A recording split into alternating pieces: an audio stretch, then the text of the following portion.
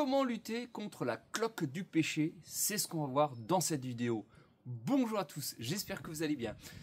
Alors, quand est-ce qu'on traite nos arbres fruitiers contre la cloque du pêcher? Eh ben, c'est généralement à l'automne, hein, à la fin de la tombée des feuilles de nos arbres. Donc, on peut faire un premier traitement à ce moment-là. Et le deuxième, le plus important, c'est avant le printemps, ce qu'on appelle au débourrement des bourgeons floraux. C'est je vais vous montrer ça de plus près, hein. Donc c'est maintenant, là, aux alentours de fin février, tout début mars, hein, mais dépêchez-vous, hein, parce que là, on est vraiment en limite. Et donc, on va le traiter avec quoi? Eh ben, il n'y a pas 36 000 solutions, malheureusement, en termes de traitement naturel. Le plus que l'on a à disposition et qui marche le mieux, ça reste tout de même ce qu'on appelle la bouille bordelaise, hein, que vous connaissez tous, qui est utilisée en agriculture biologique, hein, donc c'est la seule qu'on peut utiliser, sinon après ça devient des traitements chimiques. Mais là, on sort du cadre bio. Alors pourquoi le traiter? Vous me direz, on peut laisser naturel. Ben non, il faut quand même le traiter. Parce que si votre plante, votre arbre fruitier, votre pêcher attrape la cloque du pêcher trop souvent, donc chaque année, ça l'épuise, ça l'empêche de se développer et donc ça l'épuise. Et au bout d'un moment, il va simplement mourir parce qu'il n'aura plus assez de force, hein, et surtout quand ils sont jeunes, il faut faire très attention là-dessus, hein. Donc, utiliser de la bouille bordelaise, ça reste ce qu'il y a le plus naturel, hein, ce qu'on peut utiliser en agriculture biologique. Alors, pour les dosages, ça, il faudra regarder à l'arrière, hein. En l'occurrence, là, par exemple, c'est du 24 grammes au litre. Donc, vous mettez ça, c'est des petites dosettes, hein, comme ça. Je vous montre ça. Hop, voilà, c'est des petites dosettes. Et ça, vous mettez dans un pulvérisateur, hein. Hop, voilà. Donc, ça, alors 24 grammes, bien sûr, c'est par rapport à 1 litre. Si vous avez fait 2 litres, 3 litres, vous multipliez, etc. hein. Mais la bouille bordelaise peut aussi s'utiliser pour le mildiou, hein, qu'on connaît, la tavelure aussi également, hein. Donc ça, c'est vraiment les 3 grandes maladies qu'on peut trouver le plus souvent dans nos potagers. Moi, je l'utilise exclusivement au terme des pêchers, hein. Voilà, je n'utilise pas pour les tomates, mais ça peut être utilisé aussi pour le mildiou, ça marche relativement bien.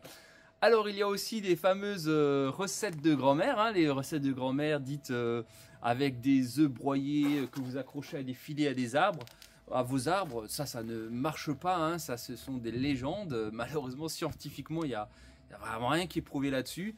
Si vous le faites, c'est parce que vous n'aviez peut-être pas de cloque de pêcher, mais une fois qu'elle est atteinte, si l'arbre est atteint, vous pouvez faire ce que vous voulez. Vous pouvez mettre, si vous voulez, 500 kg d'œufs broyés sur votre arbre, ça ne changera rien, malheureusement. Ça aurait été bien, mais ça ne changera rien. Ce n'est pas prouvé scientifiquement.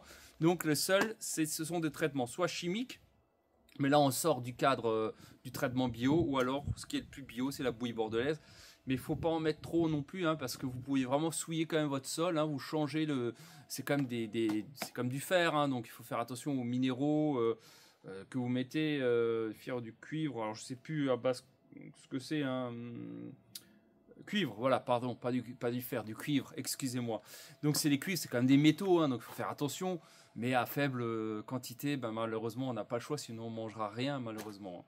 Donc voilà, allez, je vous montre comment on va faire. Déjà, je vous montre au débourrement des pêchers. Alors qu'est-ce que c'est? Je vais passer derrière la caméra et je vais vous montrer ça.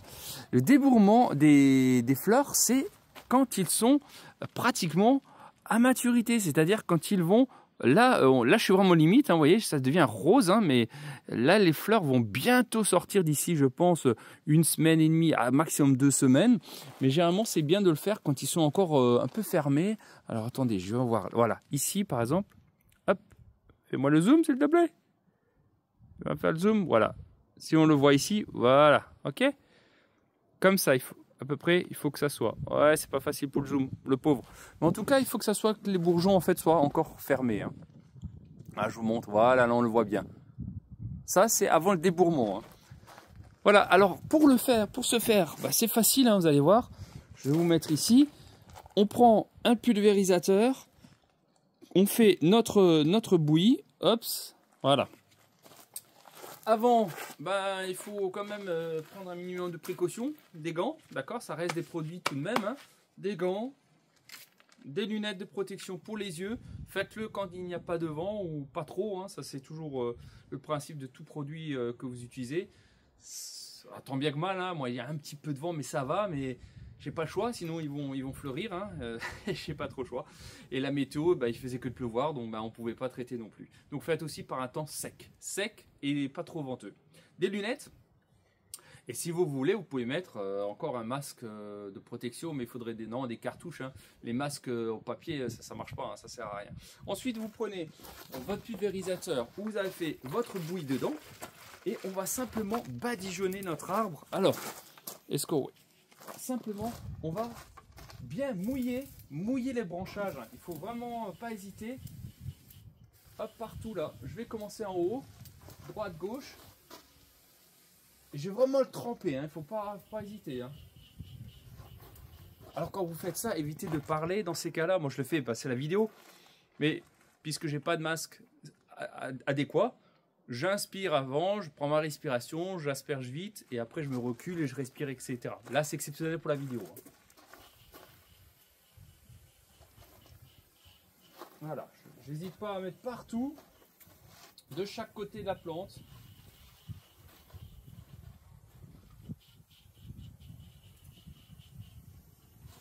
Je vous montrerai ça après de près également, hein. Voilà.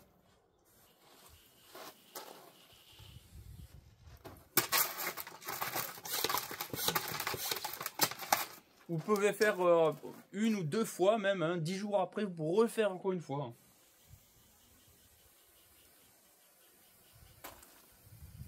Ah, vraiment, je le mouille, hein. Je mouille bien le feuillage partout. Voilà. Ok, je vous montre ça de plus près. Hop. Donc voilà. Et là, notre arbre, il est complètement bien humide. Vous voyez, partout il y en a. Voilà, il faut bien que ça soit bien mouillé, hein.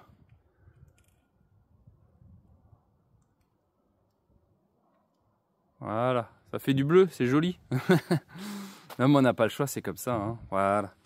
D'accord. Bon, bah écoutez, j'espère en tout cas que cette vidéo vous aura aidé. Profitez-en, faites-le maintenant. Là, hein. J'aurais dû déjà le faire il y a une semaine ou deux, mais je n'avais pas le temps. Bah, et aussi le temps, il faisait que de pleuvoir, mais c'est comme ça, on rattrape. Donc voilà, traitez ça 1 à 2 fois encore maintenant, là, entre la mi-février et les débuts mars, avant le débourrement des fleurs. C'est très important. Si vous avez des questions en commentaire, j'hésiterai pas à y répondre. En attendant, prenez soin de vous. N'hésitez pas à liker, à vous abonner à la page. Et je vous dis à très bientôt au potager. Ciao!